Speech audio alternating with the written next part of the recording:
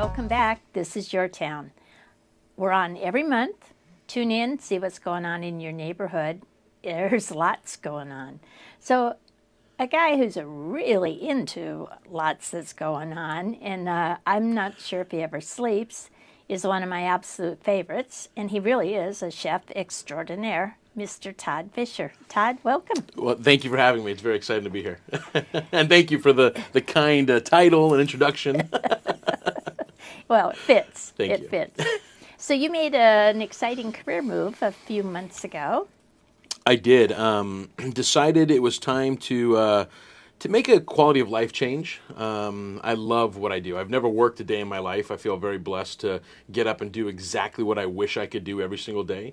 So I'm very fortunate. Not everybody experiences that. But it was time to find a little more balance and have a little more family time. I've got 5 amazing kids, and I kind of got sick of missing stuff. So it's been a nice change, to say the least. You have a patient wife. Incredible. 23 years we were married as of just the other day. So, yeah, we got married right across the street, as a matter of fact, at the Heritage Harbor. Oh, I love that place. Yeah, it's fabulous. Yes, it's perfect. So you're at Folktale Winery, which is, I think, the parent company is what? Cultivate? Cultivate, yeah, exactly. Yes. Cultivate talent, cultivate, you grow things. You know, it's kind of a fun play on it. But, yeah, and also, you know, there's I think there's 8 whole things that come together for that. So, but it's a really interesting, really exciting group of people. Whatever you can think up, there's a sister somewhere in the organization to work with you. Yeah, so. Exactly. And that's kind of the mindset is we'll try just about anything, and if it has a good solid concept and structure behind it, we can or add the structure to it. We'll give it a shot, and if it works, great. If it doesn't, we're okay saying, yeah, that wasn't the best idea. So. It's super exciting. I kind of say it's got a youthful exuberance that an old guy like me is feeling really fortunate to be a part of. Well, it's energizing. Yeah, it is. It is. Because you find someone who's willing to take your talent and your thoughts and kind of let you run with them. Yeah.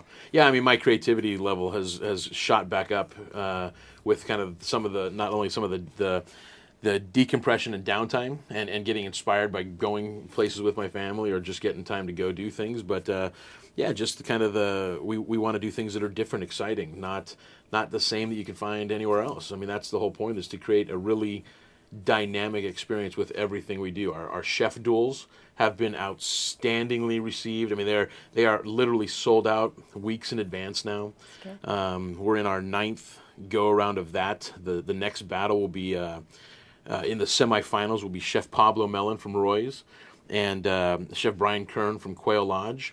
And then whoever the finalist of that battle is will advance to the next round, where we have the 3 semifinalists all battling for the title of Chef Duel Champion.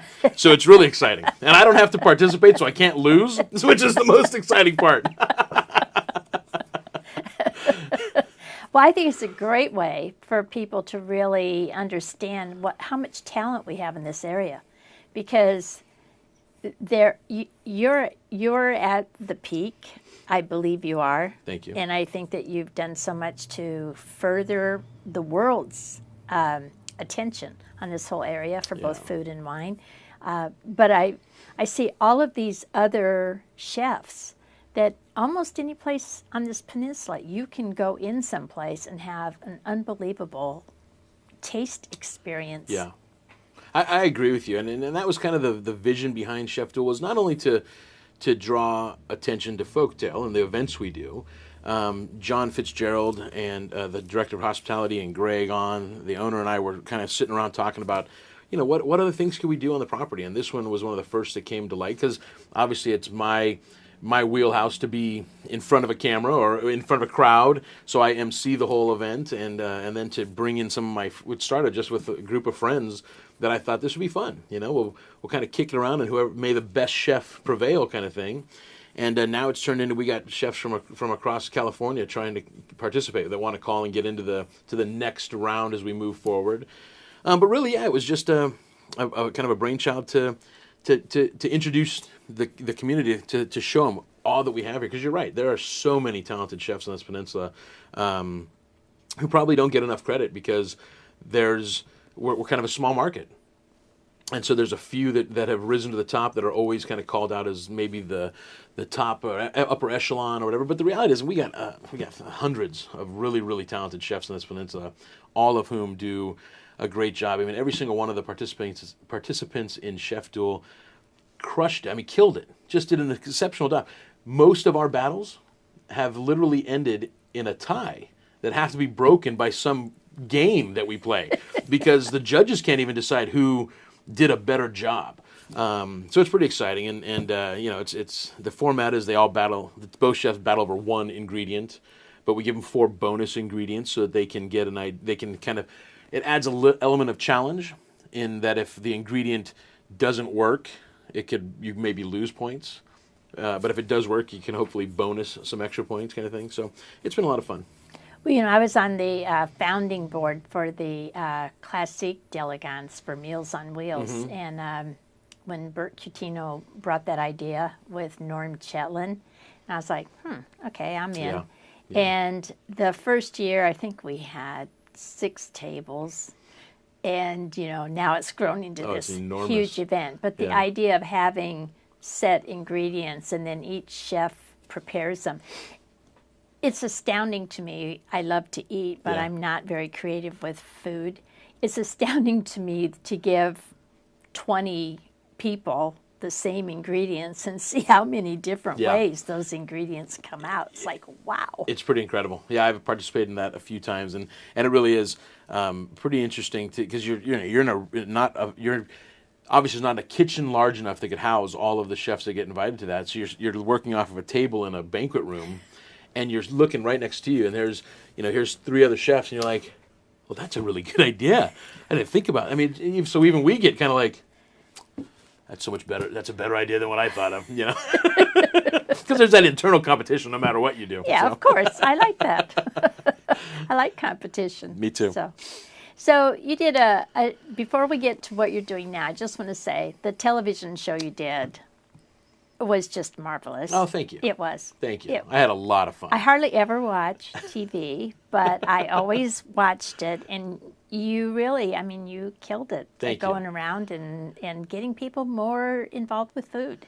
Yeah, well, it was a lot of fun. I wish it could have continued, but I'm also thankful that it didn't because the travel schedule, again, going back to quality of life, it was a big chunk of time on the road because that was the concept of the show was to travel the country and find all of these incredible bacon locations.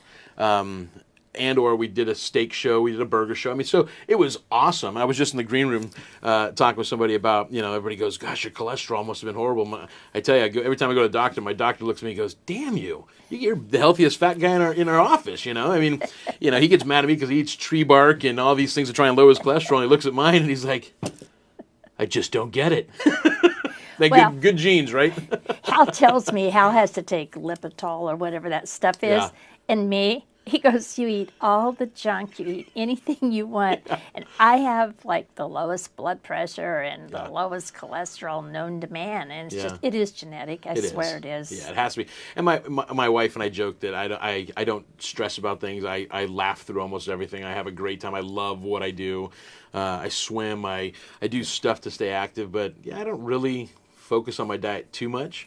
And healthy as can be. Feel great. I just read a quote yesterday that said if you have 10 minutes of anger, it takes you 5 hours to shake it off. Wow. And if you have 10 minutes of laughter, it keeps you healthier for like 24 hours because it releases endorphins or whatever makes sense. It does. So totally. You and I are kind of that laughter thing. You know what I say? If I'm having a bad day, somebody's having a worse one. So true, so true. I had a friend once had written on his checks, so who writes checks anymore, but he used to say, never had a bad day in my life, and I thought, I like that. Yeah. So true. Yeah, it is true. Okay, so let's talk about the future here. Yeah. So you've developed a whole new menu at Folktale, and you're rolling that out now. We've started rolling it out, so I've been with the group now, I'm going to say it's approximately 8 weeks, somewhere in that range, maybe even a little more. It feels like it was just yesterday because it's so exciting and fun. But we expanded our offerings for the wine garden. Our wine garden is like no other tasting experience in Monterey County or most of California for that matter, in that it's a huge open area. If you haven't been, it's beautiful. It sits among, there's grass and foliage and flowers and everything that's available to and all these different soft seating to hard seating to picnic bench kind of feel. And we offered a good offering of charcuterie and cheeses, basically, is what it was. Now we've expanded that to, we've really kind of refined our charcuterie program, and our cheese selection is expanded. We're doing more shared plates, warm burrata, freshly made with blistered tomatoes and baguette. And That makes me hungry. yeah, and me too. We're doing house-cured olives and an olive plate. We're doing a lot of different kind of shareable items. That's already been implemented. What's next is on the weekends we've been doing what we call test kitchen, where we've actually been kind of testing out and see how certain potential menu items could be received. We're not a restaurant. We're not a full-scale restaurant, but we are much more of the kind of local bistro kind of feel is what we're kind of striving for. So we're going to do some great salads and expand that offering, some sandwiches or tartines or things of that nature, expand that offering. Maybe even add a steak or a roast chicken kind of concept. So you can kind of get it comfortable. You could have a full meal, but you wouldn't be going in there and looking at 9 or 10 appetizer options. You'd be looking at 3 or 4. And then a couple of really great salads. I was just talking to somebody the other day, and one of the things I'm most excited about is our approach to salads, because they can be so boring. In fact, Greg, one of the jokes was, "How many beet and arugula salads can one person eat?" You know, and I went, "You're absolutely right. I love them. Don't get me wrong. I love beets. I had beets for dinner last night." But you're right. How many menus do you go to and you go, well, let's see, am I going to have the field greens, the beets, or the Caesar, right? So we're really looking at that as a new way to just to be much more creative about it, be a little less the norm. I hired Danny Leach as our chef de cuisine, who will kind of man that kitchen as although, thank you for the title of chef extraordinaire. My official title is vice president of culinary operations. Okay. So, which my wife joked just the other day that Chef Duel may have been a way to get a lot of chefs to audition for jobs coming in the future, and she's a pretty smart gal. But he's going to man that kitchen on a daily basis. And we're excited. We kind of brought him over. Danny and I have worked together for years. He's a super energetic, highly talented young man. Started working with me when he was 17 years old. Wow. The first day I remember he went home and told his mom, who at the time was my attorney, said, there's no way I'm working for that guy. He's a jerk. And now we've worked together off and on over the last 10 years a couple of times. So it's super exciting to have him in the kitchen. And, just that, again, kind of a youthful exuberance to try something different. Our mantra amongst each other and with anyone we bring in is if it's not awesome, it's not on our menu. It's that simple. We're not gonna do it just because. So for those people that will be very disappointed that we don't have a Caesar salad, we're going to have some other amazing variations of something that you could stretch it to think it might be a Caesar salad, but not to be esoteric and weird either. I mean, just really thoughtful, locally driven and inspired items that will really be satisfying, and I think you'd walk away going, that was amazing, because that's the goal. So I got in trouble with the Taylor people a year ago when the Business Council honored them at our gala, and I said in front of 400 people, I hate kale. Because they've obviously all figured out very clever ways, with the help of all of you very good chefs, on how many ways we could all eat kale. Yeah. But I will say I did eat baby kale the other day. Yeah. And it was good. Good. It wasn't as bitter. So anyway, just I am saying here in front of everybody, I could like baby kale. I just don't like big kale. So I would take that challenge to make you like big kale too. Okay, there you go. I'm a big fan of kale. It is, however, on the downward side. People are over kale. They're on to other things. Cauliflower, Brussels sprouts are kind of making a peak again. I believe that kohlrabi is going to be one of the next big things that people really get behind. So we should all be buying kohlrabi futures. Yeah, exactly, exactly. But I think I can make you like big kale. Okay, there's a challenge. Yeah. I'm like, it's not in my kitchen. Although I did, as I said, I cooked with baby kale the other day. I'm a big fan, yeah. it was- Kalettes, too. Have you done kalettes? Yep. They're kind of a, I don't want to use the wrong term, but they're kind of like a hybrid or a, whatever it would be, a crossbreed, if you will, of Brussels sprout and kale. Okay. So they look like a little bit like a Brussels sprout in the shape and size, but they are they're purple and green like a kale would be, and they're delicious. Roasted, treated just like a Brussels sprout. They are fabulous. Okay, I'll have to Really try 'em. great. I actually like to cook.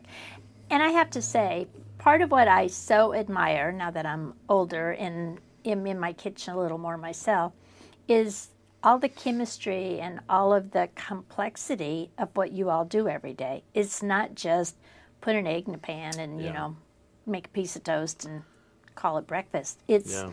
It's truly, it's an art and it's a science. And my hat is off to you because to do that and then be creative on top of it, mixing and matching new things is pretty spectacular. Thank you. Yeah, it's. I mean, my hat's off to as well. I mean, very little in this world has been created by someone of my generation. We've kind of re-experienced or retooled things we've learned from decades ago. But I agree. And eggs, to me, it's funny you bring that up. It's one of my absolute favorite foods. I love eggs. I love them hard-boiled, soft-boiled. I'm not Rocky. I don't drink them raw. But just the concept of frying an egg and using a good oil, so it adds a flavor element. Allowing it in a hot pan, a lot of times, right? You didn't ever want to make the edges crispy or brown, but that adds. I like it better. Adds such an element of texture and different levels of flavor. So little things like that it's true. I mean, there's such a technique to it, such an art form to it that has to come through and has to be learned. It's very exciting. So you and we could talk forever. Yeah. We're going to run out of time, but I want to say that there's some big stuff coming, Correct. and I don't know if you can talk about it, but if not, we'll have you back in July or August, Yeah. and we'll talk about how that's coming. Well, How's that? I like that idea. That way we don't let too much out of the bag, as they say. But we are focused. I will use the term. We have now shifted our focus, and we are kind of hunkering down to do a project at the 7th and Dolores space in Carmel.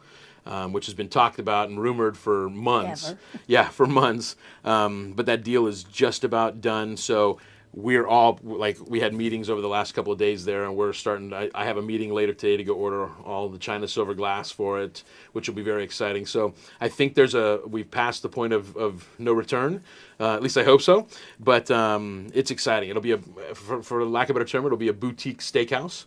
That will really be a chef-driven, inspired menu. So we won't be a Morton's or a Smith and Lewinsky's, although we'll take some of their science and apply it, but just in a much more Carmel boutique style, much like Folktale Winery, a boutique winery that does an amazing job of creating an incredible experience. One of the other things I should mention that our focus of any restaurant or any food product, because we do events at the winery, obviously. We've got some great partners who still cater on property, which we're excited about, but we also are bringing some of them in-house. But our number one goal, probably above anything, I already said that if it's not awesome, it's not on our menu, but is equally important, or second, is that it has to be wine friendly, has to complement the wines that we do. So that's a big piece of it. And that's part of what 7th and Dolores will be. Obviously, we'll have wines from everywhere, but a heavily influenced from Monterey County and California wine list. But the menu will be approachable, but we'll have that steakhouse kind of feel as well, with a kind of I like to use the term kind of a casualness. It's almost brasserie style. So it'll be a really unique dining experience, really, really fun. Okay, so now you've heard it, and you're going to get to experience it in a couple months. So we have Mr. Chef Extraordinaire, Todd Fisher, Folktale Winery, soon to be at 7th and Dolores in Carmel, in addition to Carmel Valley. So thank you so much. This is your town. Don't go away. We'll be back.